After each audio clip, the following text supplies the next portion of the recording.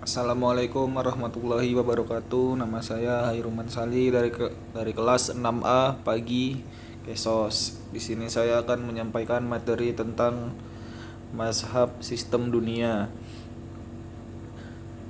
Yang pertama, konteks sejarah. Ketika Amerika Serikat menjadi negara adidaya setelah Perang Dunia II, para ilmuwan sosial Amerika dipanggil untuk mempelajari masalah-masalah pembangunan dunia ketiga. Ini memulai mazhab modernisasi yang mendominasi bidang pembangunan pada 1950-an. Namun kegagalan program modernisasi di Amerika Latin pada 1960-an menyebabkan munculnya aliran ketergantungan neo-Marxis. Aliran ketergantungan ini sangat kritis terhadap aliran modernisasi, sering menyerangnya sebagai rasionalisasi imperialisme. Dari Amerika Latin, mazhab ketergantungan ini dengan cepat menyebar ke Amerika Serikat karena sangat cocok dengan sentimen anti perang banyak siswa Amerika. 2. Warisan teoritis. Sebelum menyajikan pemeriksaan konsep kunci dan teori mazhab sistem dunia, bagian ini menelusuri kembali warisan intelektualnya. Menurut KY 1979, perspektif sistem dunia Wallerstein telah ditarik pada dua sumber intelektual utama literatur pembangunan neo-Marxis dan mazhab Annales Prancis. Yang ketiga, metodologi. Bagi Wallerstein 1987 halaman 309, perspektif sistem dunia bukanlah sebuah teori tetapi sebuah protes terhadap cara-cara di mana penyelidikan ilmiah sosial disusun untuk kita semua. Pada permulaannya di pertengahan abad ke-19, Wallerstein mengkritik mode penyelidikan ilmiah yang berlaku baik untuk menutup daripada membuka banyak pertanyaan penelitian penting dan ketidakmampuannya untuk menyajikan secara rasional alternatif sejarah nyata yang ada di hadapan kita.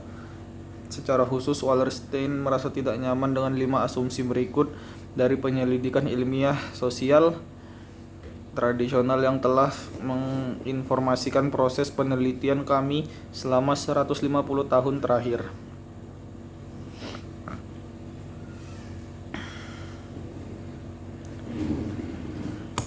Yang keempat, negara semi periferi.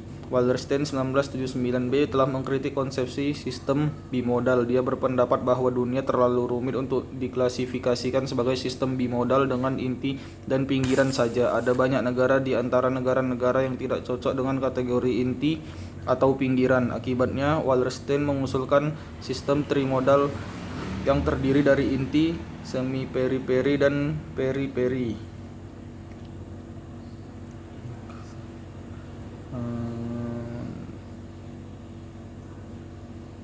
Yang kelima, sejarah ekonomi dunia kapitalis. Wallerstein telah membahas sejarah ekonomi dunia kapitalis dalam beberapa karyanya, tetapi perlakuan terakhirnya tentang hal ini sangat berbeda dari pandangannya sebelumnya. Dalam Development, Lodestar or Illusion, Wallerstein 1988 membagi sejarah ekonomi dunia menjadi dua periode, dari abad ke-16 hingga 1945 dan dari 1945 hingga sekarang. Dalam kajian yang sama, ia juga membahas krisis, gerakan anti-sistemik, serta apa yang harus dilakukan di era transformasi ekonomi dunia kapitalis saat ini.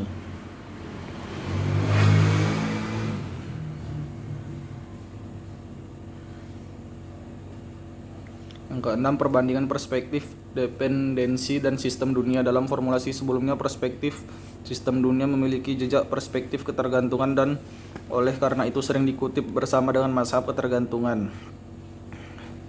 Barrett dan White 1982, Chirot dan Hall 1982, Coe 1984, Mulder 1977, Petras 1982. Namun ketika mazhab sistem dunia menjadi lebih maju, siswa perkembangan mulai menunjukkan perbedaan antara perspektif ketergantungan dan perspektif sistem dunia. Batch 1982, Case dan 1982.